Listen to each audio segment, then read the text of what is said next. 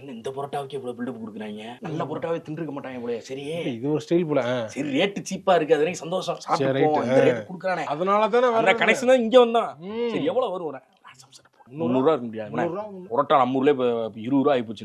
என்ன பரோட்டா ஒரு 40, சிக்கன் ஒரு 80, 40 80 எவ்வளவு? 120 ஆகுது. கொத்து பரோட்டா ஒரு 120 வை, 120 120 240, அவ்வளவுதானே.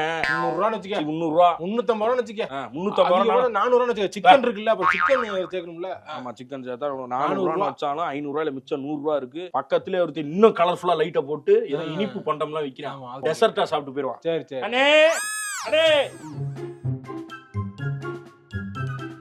பில்ல போடுறலாம். பில்ல போடுங்க, பில்ல போடுங்க. குடியா பக்கத்துல உள்ள பில்ல கொடுத்துருக்கீங்க. நம்ம பில்ல, உங்க பில்லு தான்ப்பா, 2 பேரும் சாப்பிட்டது தான்ப்பா அந்த பில்லு. 840 போட்டுருக்கு. 840 ரூபா தான் பாருங்க போட்டுக்கல. சிக்கன், அது முட்டை, பரோட்டா எல்லாம் போட்டு கரெக்டா தான் போட்டுருக்கு. 840 ரூபா போட்டிருக்கேன். இதுக்கு பெரிய கடைக்கே போயிடலாமே. பில்ல கட்டுங்க.